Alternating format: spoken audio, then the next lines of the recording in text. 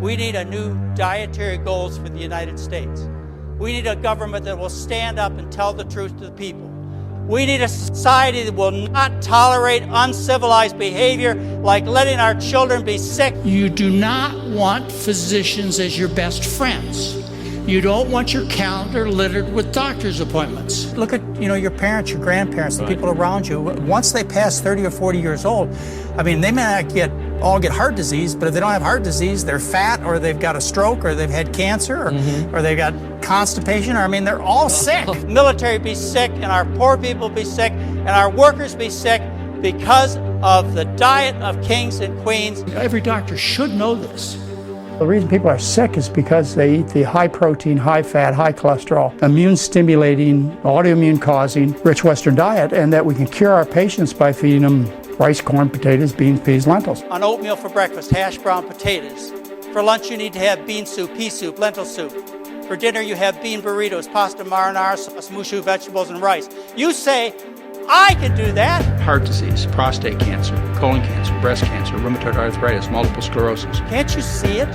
Can't you see it? All successful, large populations of people in all of recorded history have lived on starch-based diets. Stop the liars, stop the polluters, stop the cheaters. People distort what you say, they distort the truth. Those of you who know me know exactly what Mary and I have recommended for 40 years, which is in all of our books, all of our 13 books say the exact same thing. Every public statement that I've ever made has been exactly the same. What we teach is a diet based on starch. Starch.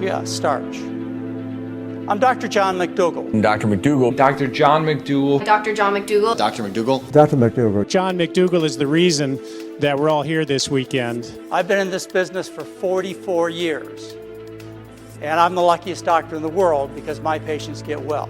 And anyone who says differently is distorting my message. The facts are absolutely clear, but there's a blindfold here, And they lie about it.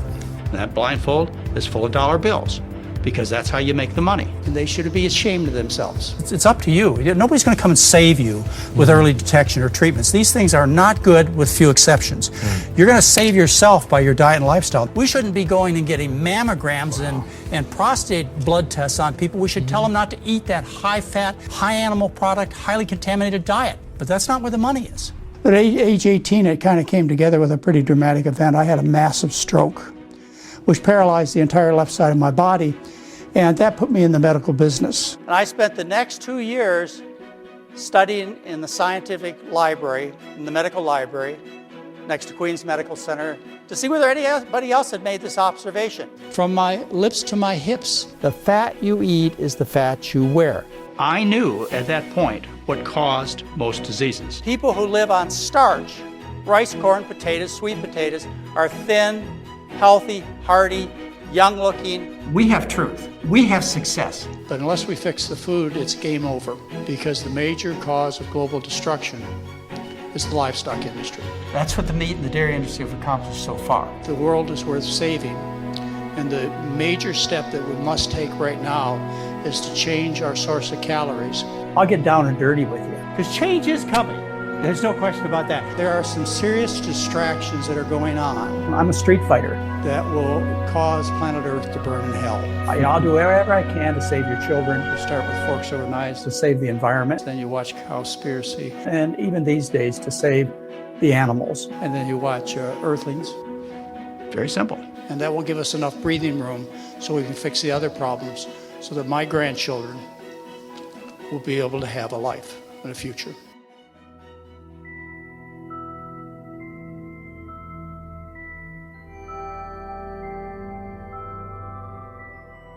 Do you think change is happening quickly enough? Change is not happening quickly enough, no question about it. At my age, I'm a grandfather. I've had a great life, but I have children and grandchildren.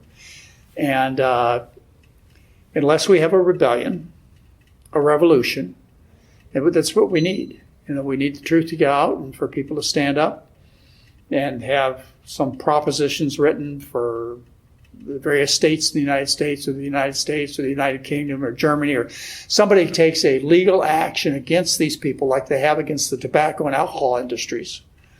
Unless that happens and happens quickly, which I don't really see happening, then we're not going to see the change. But it did happen with big tobacco. But big food watched what happened to big tobacco, and they said that will never happen to us.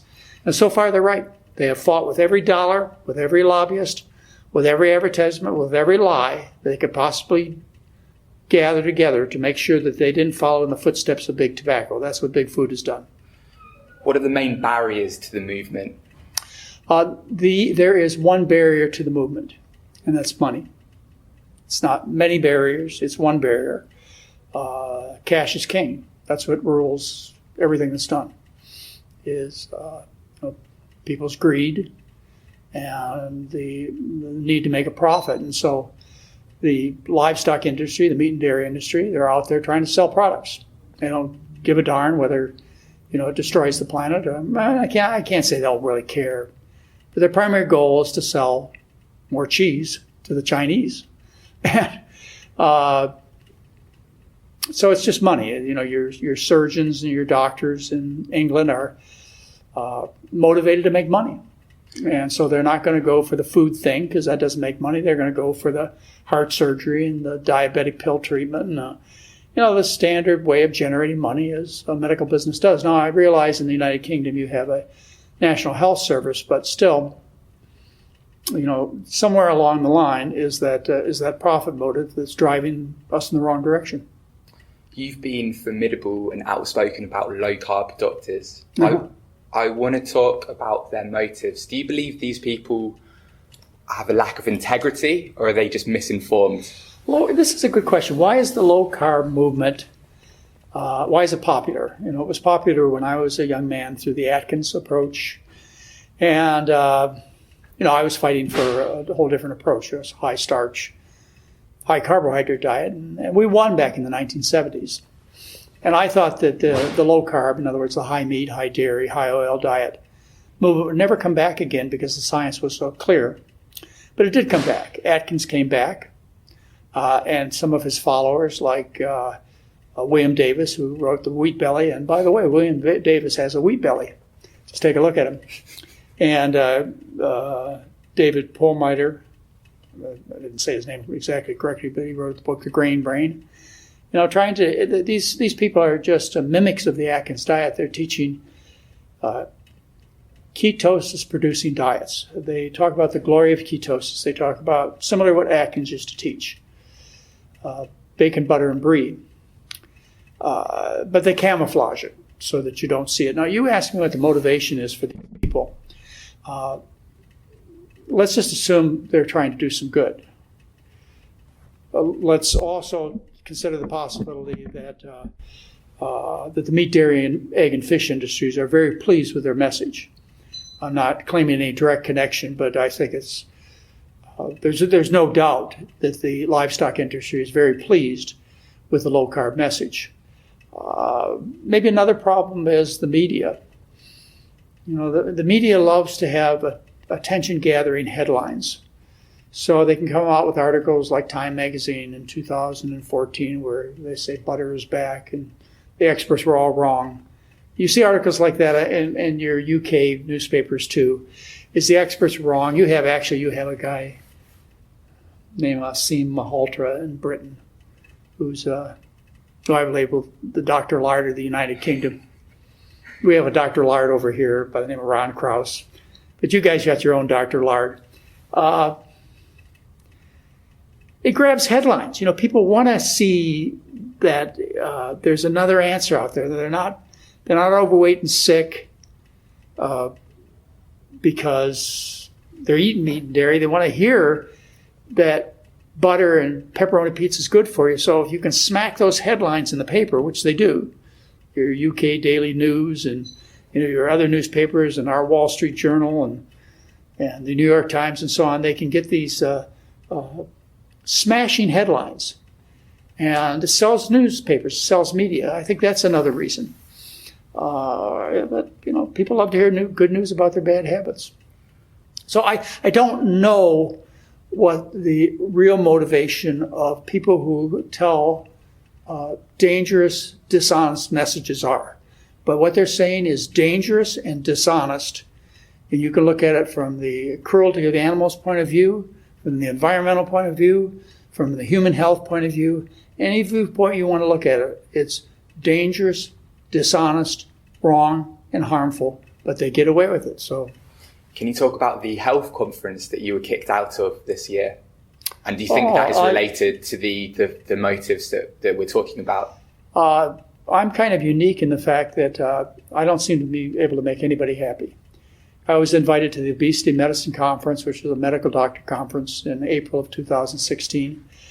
And because I wanted to be very frank about what I believe, they couldn't deal with my blunt misbehavior. Do you feel like you cut off your nose despite your face in that situation? I could have. Being fired from the Obesity Medicine Conference, I may have done more harm than good, but I don't think so. I think somebody needed to stand up to the Obesity Medicine Conference, which really is a conference supported by the drug industry and the bariatric surgery industry. Somebody needed to stand up to the doctors, my colleagues, and say, look, you guys are wrong that are believing in low-carb diets, and there's a right way to do things. You shouldn't be doing all this bariatric surgery and all these pills. And they wouldn't let me do that. And I told them, well, okay, I'll give a less direct presentation, and they wouldn't accept that either. And so I said, you got three choices. You can either allow me to give my slide presentation as I want it, direct and to the point. I said, I'll give you a good lecture that doesn't offend anybody. I said, or you can fire me. So they fired me. But I do also want to point out that I got fired from the vegan Worldwide Medical Conference in July of this year, 2016. And the reason I got fired from that conference is I make a big point of me not being vegan. And whether I am or not, the point is I do follow a vegan diet very strictly. But I make the point that I'm not vegan because, I want to help people. I tell people I eat turkey every other Thanksgiving. Now, nobody knows if I do or don't, but I tell people that. And the reason is there are so many vegans, well-intentioned for saving the world and slowing down animal cruelty. I mean, they're well-intentioned people, but too many vegans for environmental or animal rights issues are unhealthy themselves.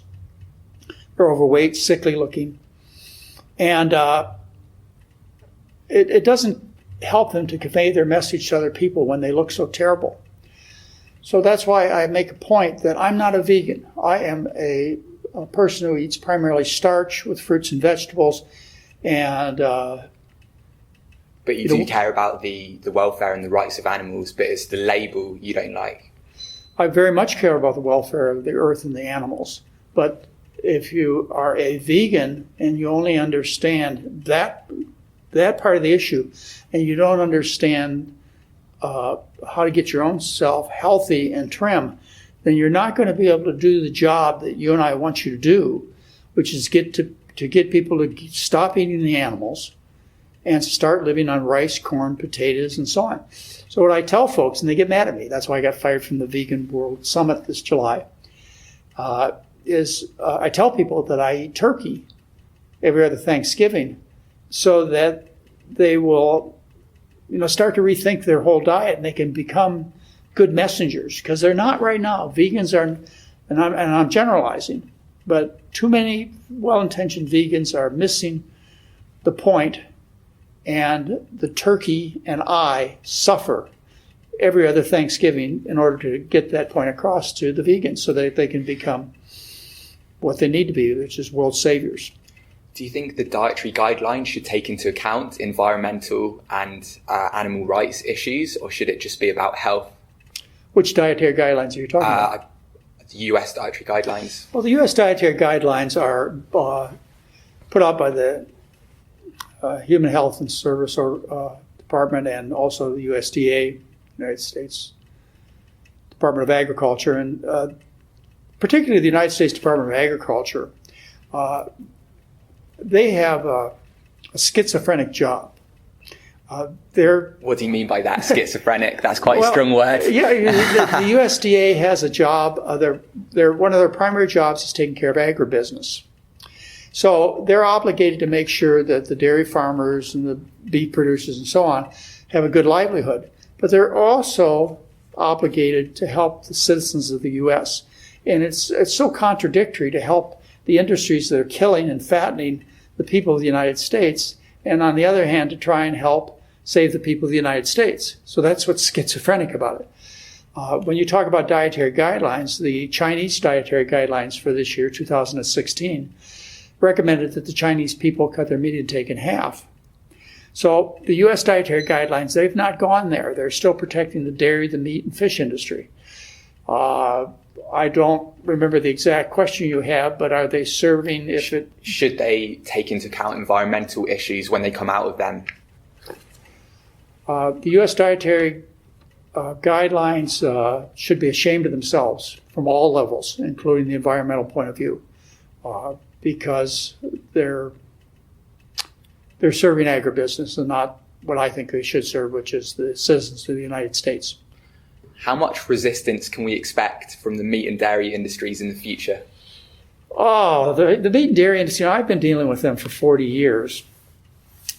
And their goal is to make profits. That's what they're going to fight for, is to make profits. The dairy industry sends out letters from their dietitians to school teachers and to parents of kids claiming that the kids must have dairy, even though everything they say is exactly opposite of the truth. The dairy products are killing the kids, fattening and sickening the children.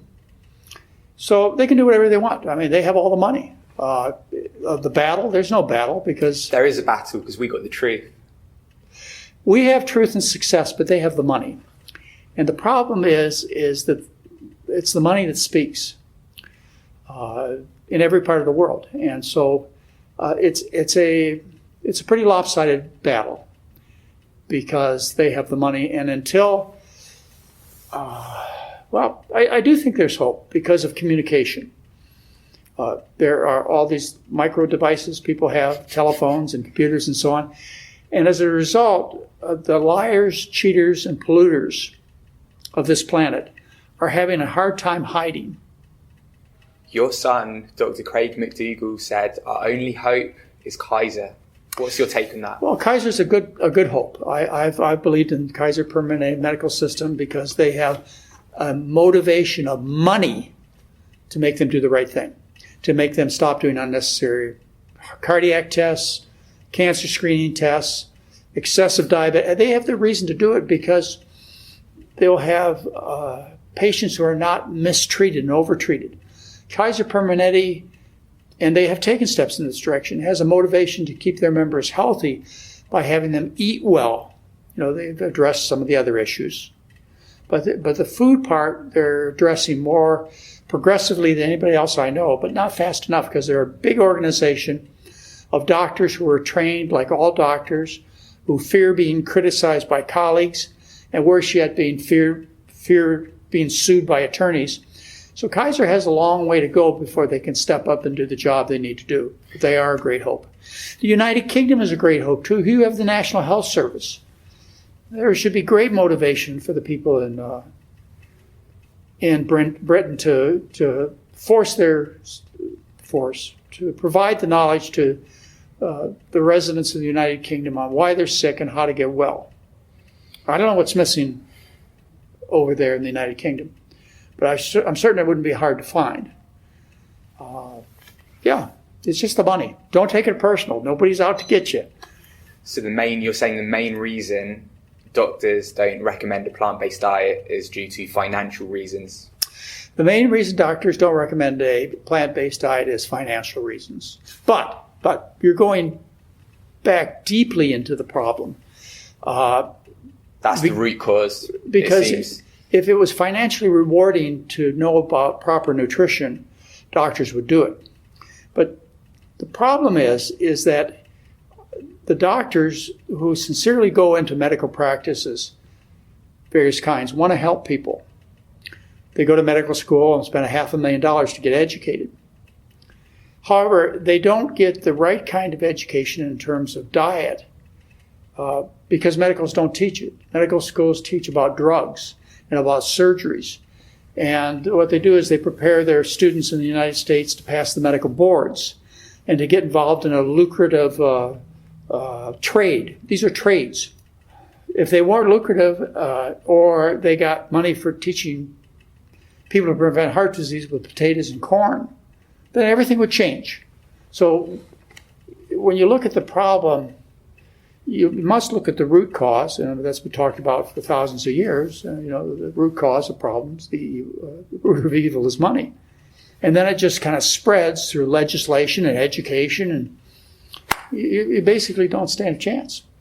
Can you just give us a sense of how much backlash and hate you've got? I have been doing this for 40 years, and the primary response to me has been to ignore me, to not give me the stage. I have received no hate, no lashback, no criticism, no lawsuits, no claims against my medical practice or license, nothing, never, ever, from the dairy industry, the meat industry, That's the mammography. surprising. Nobody.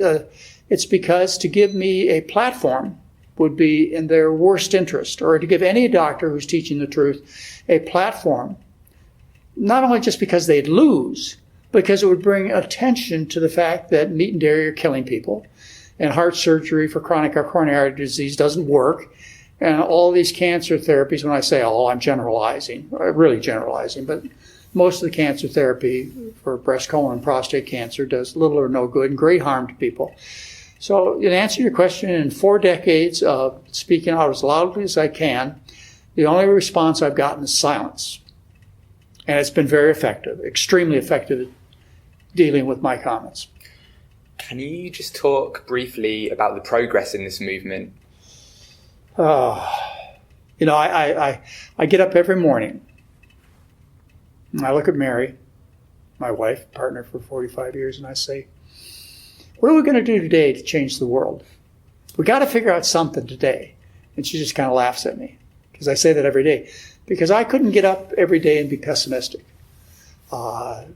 It would just be too hard to continue. So I'm optimistic, and I told you why, because of communication. It's hard to hide the truth, but business can do it. What is? I think the greatest hope for us is planetary destruction, global warming, because Mother Nature doesn't really care whether you make a good living or not. She's going to respond and is responding to what we're doing to the planet, particularly with the great amount of livestock production and consumption. So our greatest hope, I don't believe, lies in getting people healthier. I don't believe it lies in stopping the cruelty of animals. I believe it lies in the inevitable fact that our planet is burning in hell. And the one change that we can make is to change the food. So unfortunately, that's an end-of-the-road step, and I don't know whether it can be accomplished in time. Lastly, I just want to end by talking about your health. How is your health? I heard you had a health scare in your 20s. I hope to stay in the game for another 10 years. But, even though I eat well, Dr. McDougall will someday die. I think I enjoy what I do. I think I'm still effective at what I do. And so if I get another 10 years to be in part of this movement, I think that's great. But there are many other young people, because it's not my generation anymore. My generation is had their time. It's my children and my grandchildren. It's those generations that have to step up to the plate and take the communication that I've tried to offer, and other doctors and dietitians and just plain ordinary people. These people, the next generation, must stand up and take the message. Keep the ball rolling and do it. Mm-hmm. Any last advice to people like me, and also just medical doctors, like you said, that are going to be leading the charge?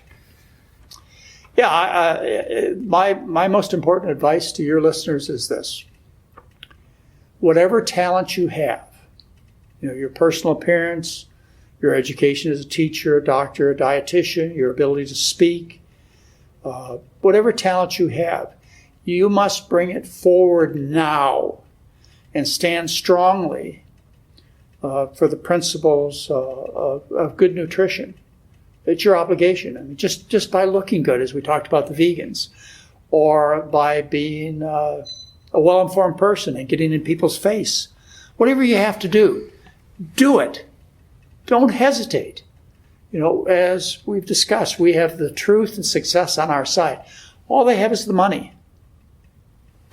Thank you so much for watching, everybody. Thank you especially to Dr. Dr McDougall for doing the interview, and to VegSource for putting on the amazing event. I'll link their channels down below, and feel free to check out my other interviews. And lastly, don't forget to like, comment, subscribe and share. I'll see you soon. Bye.